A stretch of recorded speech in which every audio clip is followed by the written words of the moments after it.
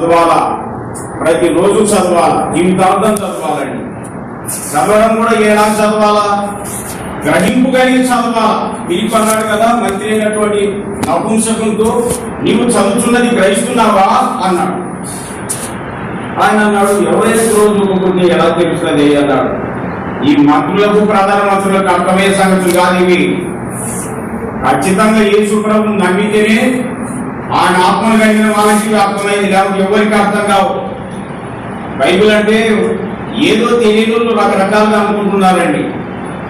కొందరు ఏమంటున్నారు తెలుసా, బైబిల్ అంటే మనది కాదురా బాబు, అది క్రైస్తవుల పవిత్ర గ్రంథం అంటున్నారండి. నేను విన్నారని ఇది కూడా గుర్తు చేసినాను, ఇక్కడలో కూడా జ్ఞాపకం చేయాలని. ఎందుకంటే ఒకటో తరగతిలో ఏ సంవత్సరం ఒకటో తరగతిలో వచ్చినా అది నేర్పాల. ఇంకా పై నేర్పితే ఇంకా వాళ్ళకి అర్థం కాదు. బైబిల్ గ్రంథం క్రైస్తవుల పవిత్ర గ్రంథం అని అక్కడికి బంద్ చేసి చదువుకుని ఉంటారు. ఇంట్లో తప్పులు ఉద్దేశం జ్ఞాపకం చేస్తారు, పొరపాటు ఆలోచన. బైబిల్ గ్రంథంలో ఎన్ని ఉన్నాయంటే చాలా ఉన్నాయి. 10 ఆజ్ఞలు ఉన్నాయి కదా, దొంగతనం చేయకూడదు, హత్య చేయకూడదు, అబద్ధ సాక్ష్యం పలకకూడదు అని ఇలాంటి చాలా ఉన్నాయి.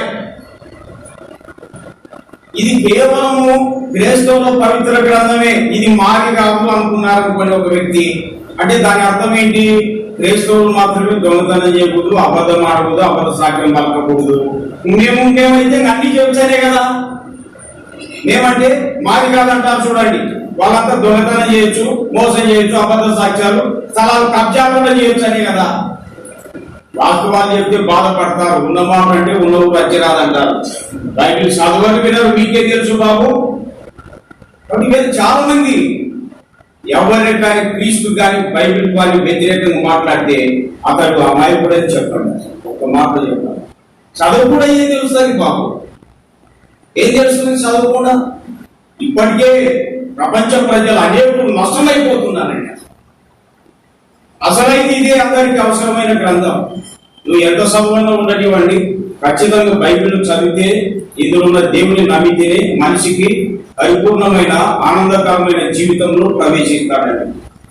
లేకపోతే ఆ వ్యక్తి దేని నమ్ముకున్నా, ఎంత భక్తి నిష్టలు కలిగి ఉన్నా అతడు తన మటుకు కానీ బ్రతుకుతాడే కానీ అతని వల్ల ఎవ్వరికి ప్రయోజనం ఉండదు. యేసుక్రీస్తు ప్రభు లేని భక్తి జీవితం వల్ల ఎవరికి ప్రయోజనం ఉండదండి. ఫర్ ఎగ్జాంపుల్, ఇప్పుడు చెట్లు ఉన్నాయి కదండి, ఇక్కడ చెట్లు ఉన్నాయి కదా ఊళ్ళో. ఒక చెట్టు, ఏ చెట్టు అయినా 10 మంది కన్నా నీళ్ళు ఇస్తానే కదా బాబు. భేదం లేకుండా ఏ కులస్తులు కూర్చొని నీళ్ళు ఇచ్చారే కదా, నేను నీకు ఇయ్యనయ్యా అంటుందా? చెట్లన్నా 10 మందికి నీళ్ళు ఇస్తుంది ఒక చెట్టు. ఇప్పుడు మీరు కలిగి ఉన్నటువంటి భక్తి జీవితం వల్ల, నీ భక్తి వల్ల ఒక వ్యక్తి బాగుపడుతున్నాడు అని. అది నీలో వారికే సంతోషం లేదు కొనుక్కంటే, పైకి నీ ఇష్ట భక్తులు ఉన్నాయంతే, అంటే బాగా లోకాన్ని. క్రీస్తు యేసు ప్రభు లేనటువంటి ఏ జీవితం ఎంత భక్తున్న నిష్టం ఉందా బాబు, అతనికి శాంతి ఉండదు, అసలు ఇంట్లో నెమ్మది ఉండదండి. అసలు ఒక్క బైబిల్ ఉన్నటువంటి దేవుని ప్రభును నమ్మినటువంటి వారి యొక్క జీవితమే, వారికి కూడా అభ్యంతరాలు, ఆటంకాలు, సంకటాలు, బాధలు ఉంటాయి. కానీ వీటన్నిటిలో వారు ఏం చేస్తారు? వాక్యం విన్నప్పుడు నెమ్మది పొందుతారు, ధైర్యం తెచ్చుకుంటారండి. పిల్లల కళ్ళు ఏదో రకంగా నెమ్మదిగా సాగిపోతారు. అది లోకంలో ఉన్నటువంటి వ్యక్తులకు, యేసు ప్రభువులో ఉన్నటువంటి వ్యక్తులకు తేడా. కనుక మనకు ప్రాముఖ్యమైనటువంటిది జీవితము క్రీస్తు యేసులో ఉన్నటువంటి జీవితమే. ఎందుకంటే క్రీస్తు యేసు ప్రభువుకు వచ్చిన విషయాలు ఎన్నో మనకు కనబడుతున్నాయి. ఒక్క మాటలో చెప్పాలంటే, ఆయన సర్వాధికారి అయిన దేవుడు, ఆయన అందరికీ ప్రభు, ఆయన అందరికి విమోచకుడు. ఇలా చాలా పాఠాలు ఉన్నాయి. మరి నేను మతోన్మాదంతో చెప్పడం కాదు, చరిత్ర ఆధారాలు ఉన్నాయి వీటన్నిటికీ. అది ముఖ్యమైన చరిత్ర ఆధారాలు ఉన్నది బైబిల్కు మాత్రమే. చాలా వాటికి ఆధారం లేవు. ముఖ్యమైనది అదనమాట. కావున ఆధారపూర్వకమైనటువంటి వాక్యాలు, ఆధారపూర్వకమైనటువంటి దేవుని సంగతులు గ్రంథములు రాయబడి ఉన్నాయి. అందుకని ఈ గ్రంథం అందరూ కలిగి ఉండండి. ఈ గ్రంథాన్ని అందరూ చదవండి. ఇప్పుడు ఇది అందరి గ్రంథం. ఇది ఒక మతానికి, ఒక కులస్తులకు సంబంధించింది కాదండి. ప్రపంచ ప్రజలందరికీ సంబంధించిన గ్రంథం ఇది. ఖచ్చితంగా చదివి తీరాలండి.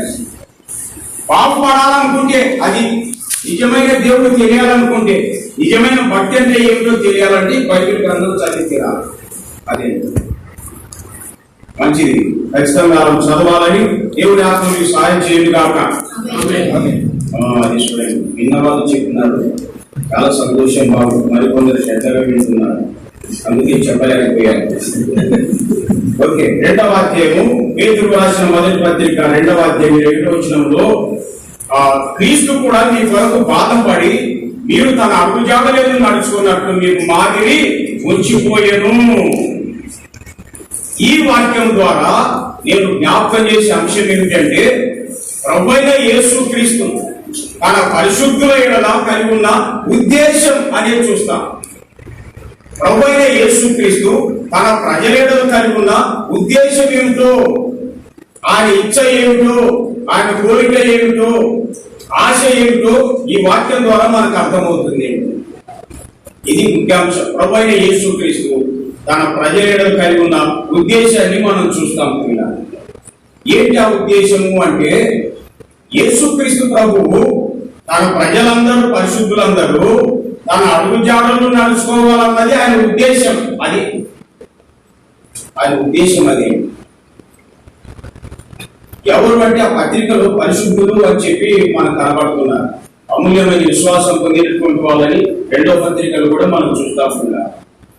యేసుక్రీస్తు ప్రభు నమ్మినటువంటి వారు, నిజమైన విశ్వాసులు, నిజమైన క్రైస్తవ్యత్వం కలిగినటువంటి వారు యేసుక్రీస్తు ప్రభు యొక్క అడుగుజాడలు నడుచుకోవాలన్నది ఆయన ఉద్దేశం. మరి ప్రభు నమ్ముకొని బాప్తిసం తీసుకున్నటువంటి సిస్టర్స్ ఉన్నారు, బ్రదర్స్ ఉన్నారు. మీరేమి నేనేమి మనం అందరం కూడా ఆయన ఉద్దేశం అనగా ఏమైంది అంటే ఆయన అడుగుజాడలు నడుచుకోవాలని. అది చూడండి, నేను ఎప్పుడో ఇంచుమించు 46 సంవత్సరాల క్రితం 8వ క్లాసులో యేసు ప్రభువుని నమ్ముకున్నా. అప్పుడు మా ఇంట్లో అంతా వ్యతిరేకులేనండి, అసలు పెద్ద దుర్మార్గ కుటుంబం. 8వ క్లాసులో ఒక బ్యానర్ మీద వాక్యం రాసినారండి, ప్రభువైన యేసునందు విశ్వాసం ఉంచుము, అప్పుడు నీవును నీటి వారు రక్షింపబడతారనే వాక్యం. ఆ వాక్యం చదివినప్పుడు నాతో మాట్లాడినట్టయింది. నాకేంటంటే మా ఇంట్లో ఎవరు నమ్మలేదు కదా, నేను ఒక్కరిని నమ్మితే నాకు కష్టం అవుతుంది కదా అని అనుమానంతున్నానమాట. కానీ వాక్యం ముందు నువ్వు నమ్ముకో, నీకు రక్షణ కలుగుతుంది, తర్వాత మీ ఇంటి వారందరూ కూడా నమ్ముకుంటారు, రక్షింపబడతారనే వాక్యం అయింది. ఏంటబ్బా వాక్యం ఇంట్లో ఉంది, ముందు నన్ను నమ్ముకోమంటున్నాడు, నేను నమ్మితే నేను రక్షింపబడతా, తర్వాత మా ఇంటి వారు కూడా రక్షింపబడతారని ఉంది కదా. అది అది దేవుని వాక్యం అని నమ్మాను. యేసు ప్రభువుని విశ్వసించానని తీర్మానం ఆయన చేయించినాడు. మైండ్ చేంజ్ అయిపోయింది, మనసులో కదిలిక అయిపోయింది, మార్పు అయిపోయింది.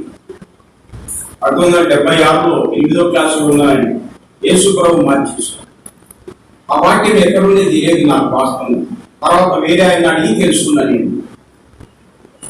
నేను నమ్మిన 4 సంవత్సరాలకి మా ఇంటి వాళ్ళకు కూడా చెప్పాను. వారు కూడా నమ్ముకొని బాప్తిసం తీసుకొని మా తల్లిదండ్రులు మరి ప్రభు దగ్గరికి వెళ్ళిపోయారు. వ్యతిరేకంగా ఉన్న వాళ్ళందరూ నమ్ముకొని వాళ్ళంతా ఆరాధిస్తూ ప్రభు దగ్గరికి వెళ్ళిపోయారు. మా నాన్న నన్ను ప్రభు రమ్మంటున్నారా అన్నాడు. అవి నాకు అట్లనే ప్రభు ఇప్పుడు రమ్మన్నాను అన్నానే, ఇప్పుడే రమ్మంటున్నారు. ఎంత సంతోషం అండి. అలా అంత వ్యతిరేకి ఆఖరిలో నన్ను ప్రభు పిలుస్తున్నాడు, నేను వెళ్ళాలా అన్నాడు. అనుకుంటేనే ఆయన వెళ్ళిపోయినాడు. ఎంత ధన్యత అండి ప్రభు పిలవడం అండి. ఇవాళ చాలా మందికి నాకు దయ్యాలు కనపడుతున్నాయి, భూతాలు కనపడుతున్నాయి. దయ్యాలు భూతాలు కనపడుతున్నాయి, నరకానికి పోతామని లెక్క. నరకానికి వెళ్తావా అని భూములానికి అవి ఒక సూచన అండి, అంతే. అలాంటి రాకుండా ఉండాలంటే యేసు ప్రభు యొక్క ఉద్దేశం, ఆయన చిత్తం ఏమై ఉన్నదో అలా తెలుసుకొని నడుచుకోవాలన్నమాట. అది కనుక నన్ను రక్షించాడు, మా తల్లిదండ్రులు రక్షించాడు, అన్నదమ్ములు, మా బంధువులను చాలా మంది ప్రభు రక్షించినాడు. ఇక ఆ రోజు నుండి ఈ రోజు వరకు నడిపిస్తున్న మధ్యలో సమస్యలు రావా? సమస్యలు ఏది రావండి, కుక్క తెప్పలు వస్తాయి తెలుసా. మీరు యేసు ప్రభు మనం నమ్ముకున్న తర్వాత మనం ఎయ్యకులది సమస్యలు వస్తాయి.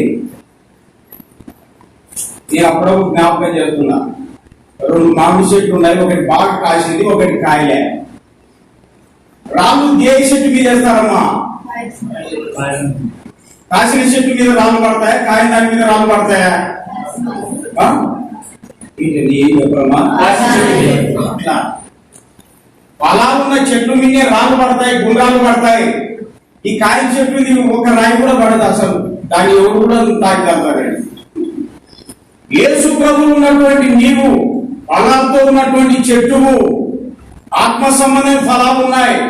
అందులో ప్రారంభం ప్రేమైన ఫలం ఉంది, సమాధానం, ఓర్పు, దీర్ఘశాంతం ఫలాలు ఉన్నాయండి. యేసు ప్రభువు నమ్మిన తర్వాతనే రాళ్ళు పడేది. నువ్వు నమ్మకపోతే నీ జోలి వచ్చేవాడి లేడుకో. ఎందుకు? నీ దగ్గర ఫలం ఉంటే కదా ఇల్లితే తాగాలకు దిగుతావు. ఎక్కడ ఓర్పు ఉంది, ఎక్కడ ప్రేమ ఉంది. యేసు ప్రభువు నమ్మిన వాళ్ళకి ఎందుకు సమస్యలు వస్తాయంటే వారిలో ఫలాలు ఉన్నాయి, మంచి మంచివి ఉన్నాయండి. అసలు సహాయమైన చేస్తారు కానీ సమస్యలు సృష్టిస్తారు. నిజంగా నమ్మిన బిడ్డలు ముఖ్యమైనది. క్రైస్తవులతో ఎందుకు పోతున్నారని శాతగా కాదు. వాస్తవంగా నేను పుట్టిదే దుర్మార్గ కుటుంబం, భయంకరమైన పరిస్థితి అండి. అసలు నాకు బాల్యంలోని చాలా పెద్దగైన తర్వాత ఎవరైతే అన్యాయంలో ఎంత టోని కూడా వదిలిపెట్టకూడదని పుట్టిండేదండి నాకు. కానీ దేవుడు మార్చేసింది. వాడు తెలుసో తెలియకు అలా ఉన్నారు. మనం అది చేయకూడదని అర్థమైపోయిందండి. ప్రభువుని బట్టి అర్థమైపోయింది. అందుచేతనే కీడు వలన జీవింపబడక మేలు చేతనే కీడును చేయించాలి అనేది అర్థమైపోయింది. అమ్మా బాబు, నిన్నను మనం ప్రభువుని నమ్ముకున్నారు, బాప్తిసం తీసుకున్నారు, మీ మీద ఏం పడతాయి? రాళ్ళు పడతాయి. రాళ్ళు అంటే ఏంటివి? ఇల్లు కానీ, తగాదాలు కానీ, కలహాలు ఎన్నెన్నో వస్తాయన్నమాట. ఒక్కోసారి ఇంట్లోనే పెట్టారా కంటోపులని ఇంట్లోతోనే వస్తాయి తెలుసా.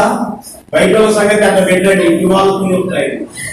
అమ్మా ప్రార్థన కోసం మమ్మల్ని ఇలా మాట్లాడుతున్నారయ్యా అని బ్రదర్స్ సిస్టర్స్ అంటే నీ దగ్గర మంచి ఫలాలు ఉన్నాయమ్మా, అందుకే రాళ్ళు పడుతున్నాయి. నువ్వు నమ్మలేదనుకో నీ జోలి వచ్చేటోళ్ళు ఉన్నారు ఇంట్లో. ఎందుకంటే అబ్బా ఇల్లితే ప్రయాణం తిరుగుతారని. అంటే గమనించండి, వాక్యంలో మనం విషయాలు జ్ఞాపకం చేసుకుంటున్నాం.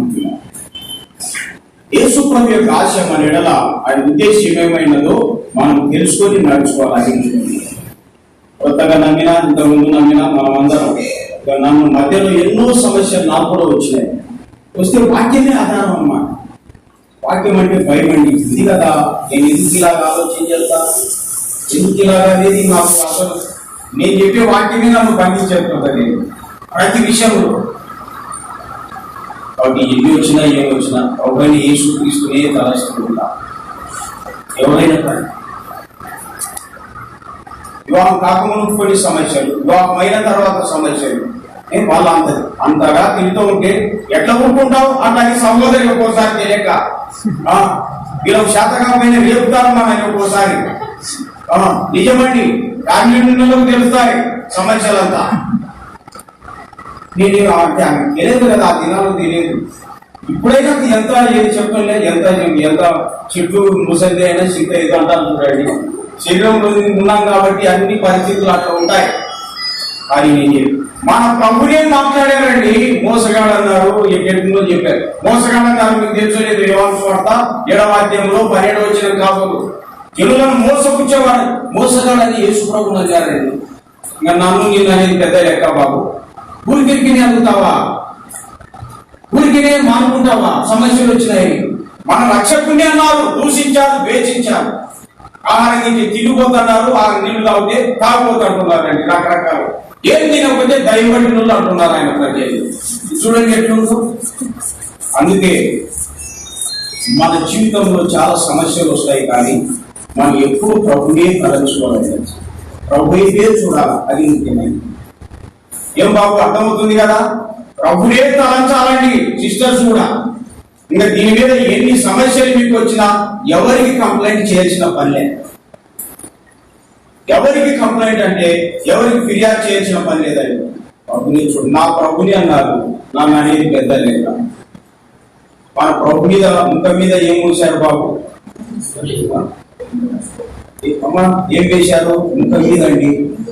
కీర్తన పాడతారు కదా, ఉమ్మి వేసినా గాని ఊరాకుంటివా ప్రభువా, ఉమ్మి వేసినా గాని ఊరాకుంటివా ప్రభువా, నమ్మిన వేళ ఉమ్మి లేదని చూపా బలి అయితివా నా కొరకై. యేసు కలువారిపై లోక కలుషము హరింప బలి అయితివా నా కొరకై. మన కలుషములను పరిహరించుటకు తీసివేయటకు మన కోసం బలైన సందర్భంలో ముఖం మీద ఏం వేయించుకున్నాడని మన మీద మూసేవాళ్ళు ఉన్నారమ్మా? మీరు ఆలోచించారు. మూసేవాళ్ళు లేరు అని అన్ని పడతాము కోసం.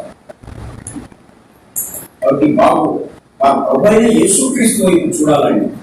ఆయన మన కోసం పడినటువంటి బాధ శ్రమలను జ్ఞాపకం చేసుకోవాలి, తలంచుకోవాలండి. అప్పుడే ధైర్యం వస్తుంది మనకి, అప్పుడే ఆయన స్థిరపడతాం. చాలా మంది ప్రభుని నమ్ముకుంటున్నారు, మంచిదే, కానీ ప్రభును సరిగ్గా ఎరగనే సమస్యలు పడిపోతున్నారయ్యా. ఒక ఆయన నాకు ఒక నష్టం చేసిన ఆయన, నువ్వు చేసే పనులని కట్టి పనులు చేస్తావురా అన్నాడు. ఆయన నష్టం చేసినాడు. ఆయన వాళ్ళు సంఘానికి వస్తారు. మరి నేను అన్నాను, నాన్న మనీ ముఖ్యం కాదు, మనుషులు ముఖ్యం అన్నా. ఒక్కోసారి అట్లా కూడా జరుగుతుంది. కాబట్టి మనం సంఘంలో ఉన్న అందరినీ కూడా ప్రేమించాల్సింది, బయటలను కూడా ప్రేమించాల్సింది. వారి రక్షణ కోసం మన ప్రభు ఎలాగ సహించి వహించి అందరి యొక్క శిక్షను భరించి కొట్టివేశాడు. ఆయన ప్రజలమైనటువంటి మనం కూడా ఆయన తలంచుకొని ప్రజల రక్షణ కోసమై వారి వల్ల మనకు కలిగేటువంటి ప్రతి విధమైన బాధకరమైనటువంటి సహించడం వహించడం మన బాధ్యత. మనకు అర్థమైనది అమ్మ, అర్థమవుతుంది కదా? గమనించి అలాగే క్రీస్తుని మనం తలంచుకుంటూ సాగాలి. ఆయన యొక్క ఉద్దేశాన్ని మనం చూస్తున్నాం చూడండి. ఆయన బాధపడి, క్రీస్తు కూడా మీ కొరకు బాధపడి మీరు తన అడుగుజాడలందు నడుచుకున్నట్టు మీకు మాదిరి, ఆయన అడుగుజాడలందు మనం నడుచుకోవాలని మాదిరి ఉంచిపోయింది. ఈ రహస్యం గుర్తించినటువంటి దైవజనులు అలా నడుచుకొని ఏం చేశారు తెలుసా? చూడండి, కొరింథీ 2వ పత్రికలు ఇలా జ్ఞాపకం చేస్తున్నాం. కొరింథీ 2వ పత్రిక మరి 12వ అధ్యాయం మరి 28వ వచనం 18వ వచనం చూస్తారా? 18వ వచనంలో చూస్తామండి.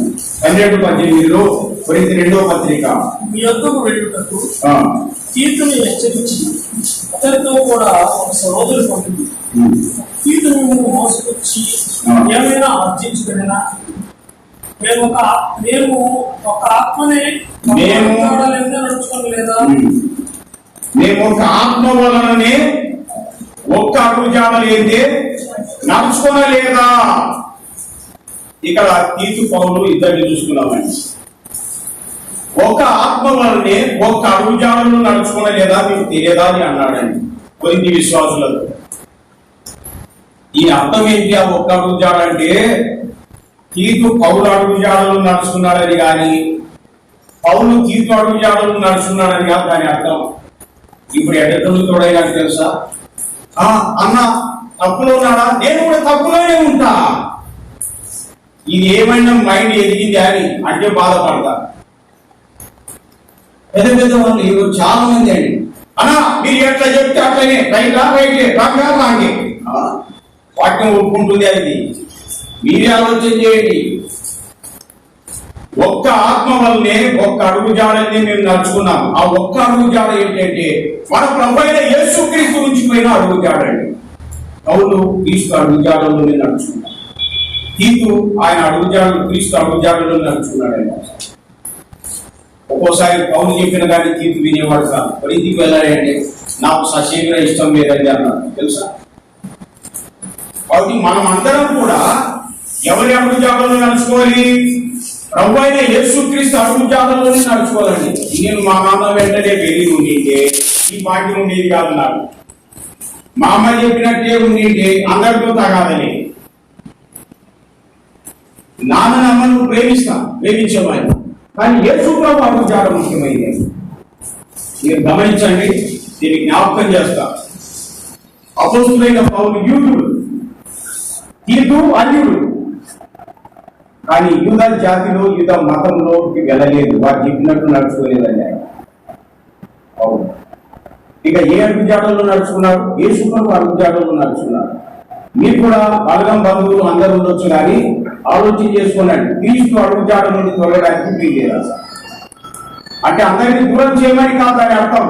క్రీస్తు అడుగుజాడలో నువ్వు నడిస్తే అందరినీ ప్రేమించిన వ్యక్తి అవుతావు. అలాగే తీతు అన్యుడైనటువంటి తీతు అన్యులకు లోబడిపోలేదు, వాళ్ళ జాతిలోనే చేరిపోలేదండి. అసలు క్రీస్తు అడుగుజాడలోనే నన్ను నడుస్తున్నాడండి. దీన్ని ఏమంటారు తెలుసా? ధర్మశాస్త్రం నుండి కుడికి కానీ ఎడమకు కానీ తిరగకూడదు అని బైబిల్లో ఎప్పుడైనా చదివినారమ్మా? చదివినారా? ఎక్కడైనా చదవకపోతే మనం చదువుకోండి. ఇక్కడ చాలా చోట్ల ఉన్నాయి ఆ వాక్యాలు. దేవుడు యెహోషువతో కూడా చెప్పాడు. యెహోషువ మొదటి అధ్యాయంలో ఇవన్నీ ఉన్నాయి. ధర్మశాస్త్రం నుండి కుడికి కానీ ఎడమకు కానీ తిరగకూడదు అన్నాడండి. నేను ఈ వాక్యం చాలాసార్లు అర్థం కాలే నాకు. ఏంటి ప్రభువా కుడికి కానీ ఎడమకు కానీ తిరగకూడదు అన్నాడు? ఏంటి దీని అర్థం అని చాలాసార్లు ఛానల్ అర్థం కాలేదు. ఏమిటి అడిగినా గుర్తు చేసినాడు. ధర్మశాస్త్రం నుండి యేసు ప్రభు పాదం అడుగుజాడల నుండి కుడికి కానీ ఎడమకు కానీ తిరగడానికి వీల్లేదు. కుడి అంటే ఏంటి? కుడిని వాస్తవం ఏమంటారంటే దీని గుడ్ అంటారు. చూడండి, మంచి వైపు అంటారు అన్నమాట. కుడి వైపు అంటే మంచి వైపు అంటారండి. ఎడమ వైపు అంటే చెడును చూపెడుతుంది అన్నమాట. చెడు వైపు అనే మాట ఉంది. కానీ వాక్యం ఏం చెప్తుంది? కుడి వైపు తిరగకూడదు అంటే నువ్వు మంచి వైపు కూడా తిరగకూడదు అని. దీని అర్థం మంచి వైపు కూడా తిరగకూడదా? ఇంకా చెడు వైపు తిరగకూడదు అంటే అది మామూలు కామన్గా తెలిసిపోతుంది అండి. దీని అర్థం ఏంటి? ధర్మశాస్త్రం నుండి యేసు ప్రభు అడుగుజాడల నుండి ఎవరే కానీ కుడి వైపు తిరగకూడదు. కుడి అంటే మంచిని చూపెడుతుందండి. ఈ మంచి ఏమిటి? చూడండి, ఎడమవైపు తిరగడం అంటే ఎవరి వైపు అని మీరు గమనిస్తారా? అపోస్తుల కార్యాలు 4వ అధ్యాయం 19-20 వచనాలు చూడాలండి. అపోస్తుల కార్యాలు బైబిల్ నుండి తీయడమా? అందుకు పేతురును ఏదో ఒకటి తీయాలి. మత్తయి, మార్కు, లూకాలో ఏదో ఒకటిగా ఏ బుక్ ఎక్కడ ఉండే తెలియని వాళ్ళు ఏం చేయాలంట? అట్లానే తీయాలి. ఊరికే కూర్చున్నారనుకో ఈ ఒక్క వాక్యం కూడా మనసులో చేయలేదు. సిస్టర్స్ కూడా బైబిల్ ఉందమ్మా, ఏ బుక్ ఎక్కడ ఉండే తెలియకపోయినా అది కనమని తెరవండి. మొత్తానికి మనుషులు కదలకుండా ఉంటే మైండ్కి ఎక్కదు. అది చూడండి. ఓకే, చూస్తారా? మరి 4:19-20 ఇచ్చినారు. వారిని చూసి, వారిని అంటే తమ యూద మతస్థులు, యూదులు, ఈ మత నాయకులండి. ఈ పేతురు కూడా యూదుడే. కాబట్టి వారిని చూసి అంటే తమ కులం వాళ్ళను, తమ మతస్థులను వాళ్ళందరినీ చూసి ఏమన్నాడు? దేవుని మాట వినట కంటే మీ మాట వినట దేవుని దృష్టికి న్యాయమా? మీరే చెప్పండి. మేము కన్నవాటిని విన్నవాటిని చెప్పక ఉండలేమని వారికి ఉత్తరం ఇచ్చి, మేము కన్నవాటిని మీరు చెప్పకుండా లేపు అన్నారండి. తెగే చెప్పినారు. కుడివైపు జనులు అంటారు వారిని. కుడివైపు అంటే తమ జనాంగం వైపు, తమ గోత్రం వారి, తమ కులం వారి వైపు తిరగడం అంటారండి. కానీ వాక్యం ఏం చెప్పారు? ధర్మశాస్త్రం నుండి యేసు ప్రభు అడుగుజాడల నుండి నువ్వు కుడివైపు తిరగడానికి వీళ్ళదంటే గోత్రం వాళ్ళని, కులం వాళ్ళ అందరినీ దూరం చేయాలని కాదు దాని అర్థం. యేసు క్రీస్తు ప్రభు యొక్క సత్యమునకు విరోధమైనటువంటి పనులకు తిరగకూడదు. నీ ఇంట్లో చెప్పినా, నీ జాతి వాళ్ళు చెప్పినా, నీ గోత్రం వాళ్ళు చెప్పినా అది కుడివైపు తిరగకూడదు. అంటే నీ సొంత జనాంగ వైపు తిరగకూడదు. అది చూడండి, ప్రభు పాదముల దగ్గర నుండి, ఆయన అడుగుజాడల నుండి అది కుడివైపు అంటారండి. ఎడమవైపు అంటే ఏంటి?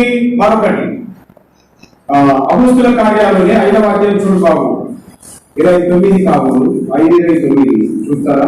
అందుకు పేతురును అపోస్తలులు మనుషులకు కాదు దేవునికే మేము లోపడవాలని కదా. ఇది లోకంలో ఉన్నటువంటి ప్రజలు అంటారు. ఇది ఎడమవైపు అంటారు. పేతురు అపోస్తలులు ఏమయ్యా మీరు మీకు లోపడాలని, మీరు చెప్పినట్టు చేయాలని అంటున్నారు. ఏంటి అసలు? మేము మనుషులకు కాదు దేవునికే లోపడగలను కదా అని చెప్పారు. ఎడమవైపు తిరగని వాళ్ళు మీరు లోకంలో ఉన్నటువంటి అవిశ్వాసులు, భక్తిహీనుల వైపు తిరిగిన వాళ్ళు కాదండి. అది కావున ధర్మశాస్త్రం నుండి ప్రభువైన యేసుక్రీస్తు ప్రభు ఇచ్చిపోయిన అడుగుజాడల మాదిరి నుండి కుడివైపు గాని ఎడమవైపు గాని తిరగకూడదు.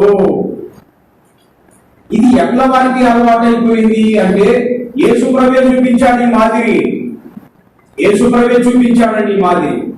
చూడండి, కావాలంటే మార్క్స్ వార్తలో ఒక విషయం నేను జ్ఞాపకం చేస్తున్నాను. మార్క్స్ వార్త గమనించండి. మనం ఒక వాక్యాన్ని అక్కడ జ్ఞాపకం చేయాలని ఇష్టపడుతున్నా. మార్క్స్ వార్తలో 3వ అధ్యాయం చూడండి. 3వ అధ్యాయము 31వ వచనం నుండి నాకు కనబడుతుంది. 3:31 ఏమైంది? ఆయన సహోదరులను తల్లి వచ్చి వెనకాల నిలిచి ఆయనను పిలువనంపి జనులు గుంపుగా ఆయన చుట్టూ కూర్చుంది. వారు, ఇదిగో నీ తల్లి నీ సహోదరులు వెనకాల ఉండి నీ కోసం వెతుకుతున్నారని ఆయనతో చెప్పగా. సందర్భం చూడండి, నీ కోసం వెనకాల నీ తల్లి నీ సహోదరులు వేచున్నారయ్యా అని. కొద్ది వినండి, జాగ్రత్తగా వినాలి. ఎందుకంటే ఇది బాగా వినే సమయం కాదు ఒకనికి. కానీ ఏం చేస్తాం, తప్పదు. మనం వాళ్ళు ఏం చేశారు, మిమ్మల్ని పిలుస్తున్నారా మీ తల్లి సహోదరులు వేచున్నారు అమ్మంటున్నా. ఆయన ఏమన్నాడు అక్కడ, ప్రభు నా తల్లి ఎవరయ్యా, నా సహోదరులు ఎవరు అన్నారా లేదా? ఉదయం అండర్లైన్ చేసి ఇంటికాడ ఆలోచన చేయండి. ఇవాళ చాలా మంది విశ్వాసులకు కులపిచ్చులు పట్టినాయి అంటే బాధపడతారు, మీ ఇష్టం. చాలా మంది అండి అసలు వాళ్ళు బైబిల్ చదువుతున్నారు లేదు, అలా అర్థం కావడం లేదు. నాకు పెద్ద పెద్ద నాయకులే, మీరు కాదు మన, మీరంతా మంచివాళ్ళండి. అంటే మీరు చిన్న వయసులో ఉన్నారు, మీరంతా పిల్లలండి. మీ మనసు మంచిగా ఉంది, మీరు కచ్చలేదు పగలేదు ద్వేషం అసలే లేదు. అసలు లేదు, మా వాటి వాళ్ళకే ఆ బుద్ధి పుట్టింది. గమనించి యేసుప్రభు ఏమన్నాడు, నా తల్లి ఎవరయ్యా నా సహోదరులు అన్నాడా లేదా? బాబు మాతృదేశకుడు కాదు ఆయన. ఆయన ఏమంటున్నాడు తెలుసా? అట్లయితే ఆయన ఎవరిని చేసుకున్నాడు సహోదరులుగా తల్లిగా? చదవండి బాబు. దేవుని చిత్తం చొప్పున, దేవుని చిత్తం చొప్పున జరిగించువాడే నా సహోదరులు నా సహోదరి నా తల్లి వాళ్ళే అన్నాడు. చూడండి, అర్థమవుతుందా? ఇది మీకందరికీ మంచిగా అర్థమవుతుంది కాక. యేసుప్రభు నమ్మడం అంటే చాలా కీలకమైన విషయం, ఎంతో గొప్ప సంగతి అండి. అసలు నాకు ఇవన్నీ స్టడీ చేసినప్పుడు గుండెలు కడిగాయి. అసలు ఎక్కడ అసలు భేదాభిప్రాయం లేవండి. నా తల్లి ఎవరయ్యా అసలు అన్నటువంటి తల్లి, నా తల్లి ఎవరు, నా సహోదరులు ఎవరు?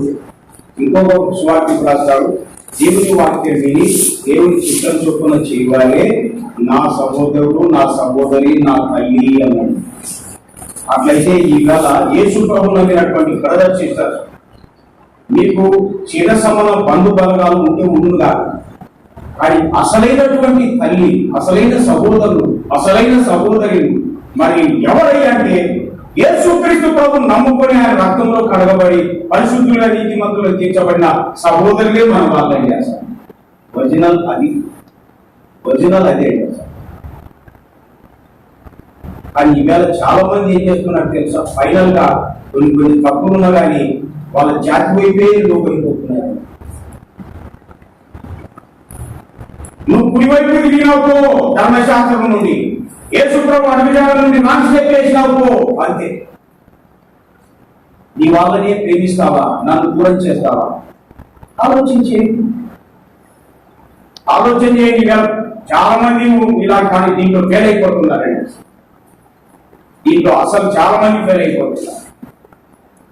వాటి నాటి దినాలు ఉన్నటువంటి మరి యేసుప్రభు అడుగుజాడలు నడుచుకున్నటువంటి అపోస్తలులేవి, శిష్యులేవి అనేక మంది వారు కుడికి కానీ ఎడమకు కానీ తిరగకుండా యేసుప్రభు ఉంచిపోయినటువంటి అడుగుజాడల్లోనే నడుచుకున్నారు. అందుకే ప్రపంచాన్ని ఏం చేశారు తెలుసా? సువార్త అన్నటువంటి కవంతో చిలికినారంటే తెలుగు చిలికినట్టు తెలుసా మీకు? ఇప్పుడు అన్ని వచ్చినాయి, ఏంటి మిర్చీలు వచ్చినాయి కాబట్టి మీకు చిలికడం అంటే కొందరికి అర్థమే కాదు. అపోస్తలు కేవలం 12 మంది తక్కువ జనంగా ప్రపంచాన్ని చిలికినారండి. సువార్త అన్నటువంటి కవం తీసుకొని ప్రపంచాన్ని చిలికితే మన దేశంలో కూడా పడింది. మరి వెన్న వచ్చి పడిందా లేదండి? చంద్రలో చిలికినారండి. ఇవాళ మనం కూడా యేసుక్రీస్తు ప్రభు అడుగుజాడల నుండి మరి జీవిస్తూ ఆయన వాక్యం అన్నటువంటి కల్వరి ప్రేమ సువార్త అన్నటువంటి కవంతో వ్యక్తుల యొక్క హృదయాన్ని శీల్కాలండి అంటే అప్పుడు తప్పేంటో రైట్ ఏంటో అర్థమైపోతుంది. కాబట్టి దేవుని ప్రజలు అమాయకంగా ఎవరు ఉండకూడదండి. అసలు యేసుప్రభు నమ్మితే కృత సృష్టి అని వాక్యం చెప్తూ నీతో పాతది ఏమిటి ఎట్లా? ఒక సిస్టరు ఇద్దరు భార్య భర్తల వాళ్ళు మా స్థానికులే ఒక చోటికి వెళ్ళాము. అదేంటంటే దినం అంటారు. దినం అంటే తెలుసు కదమ్మా మీకు, ఏది దినాలు చేస్తారు చచ్చిపోయిన వాళ్ళకి పట్టినప్పుడు పెట్టారు కానీ సచ్చినాక ఎక్కడెక్కడో పెట్టుతున్నారు. నాకు ముందే తెలుసు కాబట్టి నేను అన్నాను కదా, వాక్యం మాత్రమే చెప్తా అంతే. మీరు అన్నం తినాలి తినాలంటే మాత్రం నేను రాను, అది ముందే కండిషన్ చేసిన. సరే బ్రదర్ అన్నా పని చేసినారు అయిపోయినాక ప్రతినాడు అన్న అట్టి పంట తినొచ్చు లేదు అంటున్నారు. మీ అట్టి పంట వద్దు ఏమవుతూ ఒక బ్రదర్ నా సంగతి తెలుసు కానీ ముందే ప్రిపేర్ చేసినారు, అక్కడ మీటింగ్ చేయాలా భోజనం చేయాలి. తర్వాత ఆ బ్రదర్స్ మరి వారి ఆ సహోదరుని కన్నా నిజంగా మేము మనసును చంపుకున్నామన్నా అన్నారు. ఆయన ఏం చెప్పలేకపోయినాడు. మంచివాడే మంది కాదు, నేను మనసును చంపుకొని మా వాళ్ళకే నువ్వు పోయిపోయినావు, నువ్వు కరెక్ట్ చెప్పినావు చిట్టాన్ని ఈయన ఒక్కరేచుడి అని. ఇట్లా తొలుతోడైతే ఎవరు మారుతారండి? అసలు ఎవరు మారుతారు? అసలు సచినుల దగ్గర పోయి నానాకే పెట్టి వస్తారా? అది అపవిత్రం. కాబట్టి అపవిత్ర కార్యక్రమాలు జరిగిస్తూ మళ్ళీ భోజనం చేయండి అంటే ఎట్లా? ఇంకొక సమాధి కట్టి సందర్భన పెట్టాడు, ప్రార్థనకు వచ్చినాయనే కుటుంబం ప్రార్థనకు వచ్చాయి, నాన్న పిలిచినారు అన్న మీరు వచ్చి సమాధి దగ్గర ప్రార్థన చేయాలంటే ఇది మీరంటే నాకు ఇష్టమే, మీరందరూ రావాల్సిందే, ప్రభు నమ్ముకోండి రక్షణ పొందాల్సిందే, కానీ మీరు చేసే పనులు నాకు ఇష్టం లేదు, మీరు సచిన్గా బాణం. సచినం దగ్గర ప్రార్థన చేసి సచిపోయాడు ఇంకొక ఆయన. ఎవరైనా సచినుల దగ్గరికి పోయి ఆయన విషయం అడిగాడు, ఈయన కొడుకులతో సహా సచ్చారండి మా ఇంటికి. సౌరాజ్ అండి సమయంలో ఆయన లేచిన ఆయన సమయంలో దేవుడు ఎడబాసి పగవాడు కాగా చచ్చిపోయినటువంటి నన్ను అడగడం వల్ల ఏం ప్రయోజనం అండి? రేపు నీవు నీ కుమారుడు కూడా నాతో ఉంటారు ఈ సమయానికి అలా అన్నాడు. సత్యపండి సత్యం ఆలోచన చేయండి. అసలు ఎందుకు ఇవన్నీ చెప్తున్నా అంటే చాలా సార్లు కుడికి తిరుగుతున్నారు, ఎడముకు తిరుగుతున్నారు. అపోస్తలు అలా తిరిగితే ఇంత దూరం మనకు వాక్యం వచ్చేదండి. ఇంత దూరం మనకు వాక్యం వచ్చేవారు. కాబట్టి ఇలా ప్రజలు నమ్ముకోకుండా ఉండడానికి, రక్షణ పొందకుండా ఉండడానికి కుడికి ఎడమకు తిరిగే వాళ్ళని పట్టేసుకోండి. కుడివైపు అంటే అర్థమైంది కదా, వాక్య క్రమాన్ని విడిచిపెట్టి నీ సొంతం వాళ్ళ వైపు తిరిగేది కుడివైపు అంటారు. వాక్య సత్యాన్ని విడిచిపెట్టి మీ వాళ్ళ బంధువులు బలగము భక్తిహీనులు అవిశ్వాసులు చెప్పిన వాళ్ళ యొక్క ఆలోచన చొప్పున ఎప్పుడైతే నడుపుతావో ఎడవైపు తిరిగినట్టు లెక్క. యేసు ప్రభు సొంత అమ్మ గాని సొంత సహోదరు ఎవరయ్యా నా సహోదరులు అన్నాడు. ఆయనకి ఎవరయ్యా సహోదరులు తల్లి అంటే దేవుని వాక్యం విని దేవుని చిత్తం చొప్పున ధరించు వీళ్ళే అన్నాడు. కాబట్టి అమ్మా ఈవేళ నీ సొంతం వాళ్ళు ఎవరయ్యా అంటే యేసు ప్రభులు ఆయన రక్తంలో కడగవలే వాళ్ళేనండి. అర్థమైంది కదండి? ఆలోచన చేసుకోండి మీ దాన్ని. ఇట్లా మీరు అందరినీ ప్రేమించకుండా ఉండేది. ఎందుకంటే ఎట్లా చెప్పిన తిప్పారు కదా, సరిగ్గా అర్థం చేసుకోకపోతారు. వాళ్ళ రక్షణ కోసం అందరినీ ప్రేమించాల్సిందే. మంచిది బాబు. యేసుక్రీస్తు ప్రభు అడుగుజాడలు నడిచినటువంటి అపోస్తలులు శిష్యులను మనం చూస్తున్నాం. వాళ్ళు కుడికి కానీ ఎడమ కానీ తిరగలేదు. మరి అంత సమర్పణ ఎట్లొచ్చిందంటే యేసు ప్రభు యొక్క ఆ జీవితం మాదిరిని చూసినారు వాళ్ళు. అందుకే పౌరుడు పత్రికల్లో చూస్తే నా కుమారుడు విశ్వాసం లాంటి నిజమైన కుమారుడు, నా ప్రాణం వంటి వాడు అని పత్రికలు రాశాడు కదండి. తిమోతి, తీతు, ఒనేసిముల గురించి. అవులేమో యూదుడు, వీళ్ళేమో అన్యులు అండి. అసలు నా కుమారుడు నా ప్రియమైన కుమారుడు, నా ప్రాణం వంటి వాడు. ఎంత సన్నిహిత సంబంధం ఉండిందండి వాళ్ళకి. అందుకే అపోస్తలు ఈ వేళ వరకు ప్రపంచంలో ఉన్నటువంటి యూదులు అంతా అగ్రస్థానంలో ఉంటారండి. ఆయన ఆ దినాలు యేసు ప్రభువును నమ్ముకున్న అపోస్తలు అందరూ కూడా వాళ్ళకి భేదాభిప్రాయం లేకుండా ఉన్నందువల్లనే ప్రపంచాన్ని వారు సిరిగినారు పెరుగు సిరిగినట్టు. అందుకే వేల కొలది ప్రజలు ప్రభువును నమ్ముకున్నారు. ఆ సువార్త మన వరకు వచ్చేసింది. కాబట్టి మనం కూడా మరి ప్రభు యొక్క ఉద్దేశం ఆయన అడుగుజాడలు నడుచుకోవాలని ఉంది కాబట్టి మనం కూడా అలా నడుచుకోవడం ఎంతైనా మంచిది. ఇంకా చూడండి, ఆయన అడుగుజాడల గురించి ఊరికే బ్రీఫ్ జ్ఞాపకం చేస్తున్నా. ఆయన జన్మలో చూపిన అడుగుజాడ ఉంది, 12 ఏళ్ల వయసులో చూపిన అడుగుజాడ ఉంది. తర్వాత 30 సంవత్సరాల తర్వాత యవ్వనములో ఆయన జీవిత అడుగుజాడలు మనం గమనిస్తాం. ప్రతి దాంట్లో ఆయన అడుగుజాడలు చాలా ఉన్నాయండి. అసలు మీరు స్టడీ చేయండి. శ్రమంలో ఆయన అడుగుజాడ, శిలువలో ఆయన అడుగుజాడ మనం చూస్తే ఎన్నో ఉన్నాయండి. ఒక్కొక్కటి ఆలోచన చేసి చూడండి. ఆయన జన్మించినప్పుడు, మరి శిశువుగా జన్మించినప్పుడు ఏం జరిగింది? లూకా సువార్త 2వ అధ్యాయంలో 7వ వచనంలో చూస్తే, మరి సత్రంలో వారికి స్థలం లేనందున పశువుల తొట్టిలో ఆయనను పరుండబెట్టింది అనే మాట ఉంది. ఉందే లేదండి? లూకా సువార్త 2వ అధ్యాయం 7వ వచనమే కదా. తమ తొలుచూలు కుమారుడు పెడితే నేను అనుకున్నాను ఆ వచనాన్ని స్టడీ చేసుకున్నాను. సృష్టికర్త శిశువుగా జన్మించాడు మన కోసం. ఎక్కడ స్థలం లేకపోతే తొట్టిలో పరువులో పెట్టినారండి. మరి అక్కడ మంచి వాతావరణం ఉండదు. ఎంతసేపు పరువులో పెట్టారో ఏమో మనకు పూర్తి వివరాలు తెలియవండి. మెట్టుకు లోకం కోసమై జన్మించినటువంటి ఆ రక్షకుడు శిశువుగా జన్మించి శిశువులో పరువులో పెట్టబడ్డాడు. అంటే ప్రపంచ ప్రజలందరి రక్షణ కోసమై శిశువుగా జన్మించి తొట్టిలో పరువులో పెట్టబడ్డాడు. తొట్టిలోనే పడుకున్నాడు. ఎంతసేపు ఉన్నాడో ఏమో. ఎందుకు అలా ఉండిపోయినాడు అనుకున్నాను. మీరు అనొచ్చు శిశువు కదండి అంటారు. అక్కడే మీరు చదవండి. 39 వచ్చినాం, 31వ అధ్యాయం 39, 40 చదువుతారా? త్వరగా చదవాలా. బాలుడు జ్ఞానంతో నిండుకొనుచు బాబు మొదటి అధ్యాయం అదే ఆ దినంలో యందు మరియ లేచి యూదా ప్రదేశంలోని కొండసీమలోనున్న ఒక ఊరికి త్వరగా వెళ్ళి జకర్యా ఇంట్లో ప్రవేశించి ఎలిజబెత్ కు వందనం చేశాను. ఎలిజబెత్ కు మరియమ్మ గారు వందనం చేసినారండి. ఆ తల్లి చేసినప్పుడు ఎవరు విన్నారు? ఎలిజబెత్ గర్భంలో ఉన్న శిశువు విన్నారంటండి. ఆ వందనం వచ్చిన వీళ్ళు ఏం చేసినాడు? గంతులు వేసినాడు అండి. భయపడింది. గర్భంలో ఉన్న శిశువే గంతులు వేస్తే తొట్టున్న శిశువు లేవలేడా? ఏమ్మా లేవచ్చాలి ఏడుదా?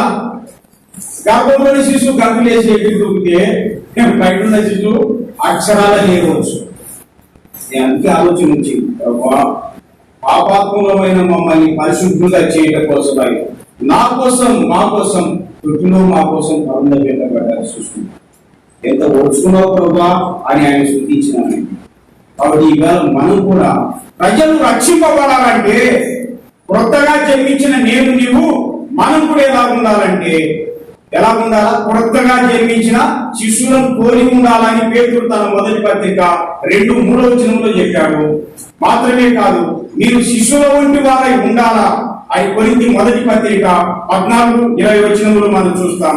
మాత్రమే కాదు, మరొకటి మనం గమనిస్తే తెస్సలోనికీయులకు రాయబడిన మొదటి పత్రిక 2వ అధ్యాయం 7వ వచనంలో పౌలు ఏమన్నాడు? మీ మధ్య సాధువులమై ఉంటివి అన్నాడండి. సాధువులు అంటే సన్యాసులు అని కాదు.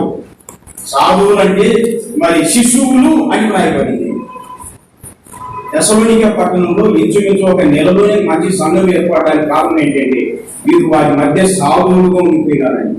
అంటే శిశువులుగా జీవించినారు. శిశువులు ఏం చేస్తారండి?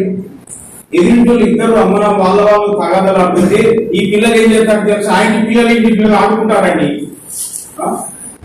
బాగా తగాదా కేసులకు వెళ్ళినా కానీ ఆయన పిల్లలు ఇంటి పిల్లలు మరి ఇళ్ళలోకి వెళ్తూ ఉంటారండి. అంటే పెద్దలకి పగలు సమస్యలు ఉన్నాయి కానీ శిశువులకు అలాంటి మనసు లోపల ఉండదు. పగ, ద్వేషము, కలహం, మచ్చలు ఇవే ఉండవండి అసలు.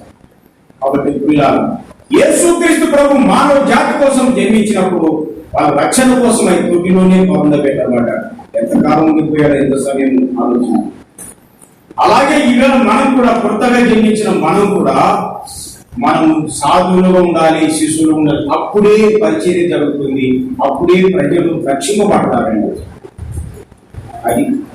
అది బాల్యంలో జన్మలో ఆయన చూపిన మాదిరి యవ్వనంలో ఆయన చూపిన మాదిరి, అలాగే మరి శిలువలో శ్రమలో చూపిన మాదిరి, మరణము సమాధి కార్యక్రమంలో ఆయన మాదిరి మనం ఎన్నో గమనిస్తాం.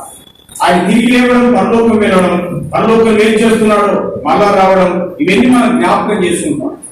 కాబట్టి మన ప్రభు వచ్చేంత వరకు లోకంలో జీవించినంత కాలం ఆయన చూపిన మాదిరి అద్వితీయమైనటువంటి మాదిరి అండి. అసలు ప్రపంచ చరిత్రలో యేసుక్రీస్తు ప్రభు చూపినటువంటి మాదిరి ఉంచిపోయిన అడుగు తేడా ఎవరి చరిత్రలో మనం చూడలేమండి. అసలు ఎవరి చరిత్ర, ఏ గ్రంథమైన తప్పండి, ఎవరి గురించైనా స్టడీ చేయండి, యేసుక్రీస్తు ప్రభువు సాటి అయిన వ్యక్తి ఆయన ముందు తర్వాత ఎవరు కనిపించారు. కారణం ఏంటంటే మనందరి దేవుడు యేసుక్రీస్తు అని పేరున ఈ ప్రపంచానికి వచ్చి మనందరి పాపభావాన్ని ఆయనే భరించాడండి. మన పాపం రాదు శిక్ష యేసు ప్రభు శిలువలో భరించాడు. మన చేతులు మరి చేసిన తప్పుకు ఆయన చేతులు మేకులు కొట్టారు. మనం నడవడానికి స్థలానికి నడిచాం, ఆయన కాలనిచ్చాడు, జాగ్రత్తగా మేకులు కొట్టారు. తలపై మూల కిరీటం పెట్టి కొట్టారు. చేతగాకనా? చాలా మంది తెలియక చేతగాక అనుకుంటున్నాం. ఆయన నోరు తెలిసి ఏ మాట పలికినా అక్షరాలు అలాగే జరుగుతుంది అండి. అసలు ఆయన సార్వభౌమాధికారి, సర్వశక్తిమంతుడు అండి. ఆయన చేతకాని వాడు, సర్వశక్తిమంతుడు. ఆయన చేతకాని వాడు కానే కాదు. ఎన్నో అనకాల్సిందే. నేను ముందే చెప్పాను, బైబిల్ గురించి కానీ యేసు ప్రభు గురించి వ్యతిరేకంగా ఎవరు చెప్పినా వాళ్ళకి ఆలు కూడా రావాలనుకోండి. దేవుని గురించి వాళ్ళకి ఆలు కూడా రావండి. అసలు నన్ను దైవ సంబంధమైన వేదాంత విద్య అది. యేసు ప్రభు సార్వభౌమాధికారి అండి. సర్వశక్తిమంతుడు. ఆయన ఎవరితోనైనా మాట్లాడతారు, దేనితోనైనా మాట్లాడతాడండి. కేవలం నీ కోసం నా కోసమే యజ్ఞమయ్యాడు, శిలువలో యాగమైపోయాడండి. మన కోసం తల వంచి ప్రాణం విడిచాడు ఆయన. మన శిక్షను భరించుకుంటూ వేశాడు. మన గురించి చెప్పాడు, సమాప్తమైనది అన్నాడు. తండ్రి నీ చేతికి నా ఆత్మను అప్పగిస్తున్నాను చెప్పాడు. మన శిక్ష, మన బాధ యావత్తు మొత్తం భరించాడండి. మన దోషం, మన శ్రమ, మన శాపం, మన మరణం యేసు ప్రభు శిలువలో భరించి కొట్టివేశాడు. అడ్డం లేకుండా ఎత్తివేశాడు. మన కోసం ఆయన చనిపోయినాడు. మనం ఎందుకు చెప్తాం? ఇంకా సావే లేదు. మనకు మీకు తెలుసు లేదు రహస్యం ఏమ్మా, అర్థమవుతుందా? మనకు సావే లేదండి. మొన్న చనిపోయినారు కదయ్యా మీ విశ్వాసులు. విశ్వాసులు చనిపోవడం అంటే వారు విశ్రాంతి పొందుతున్నారు తెలుసా?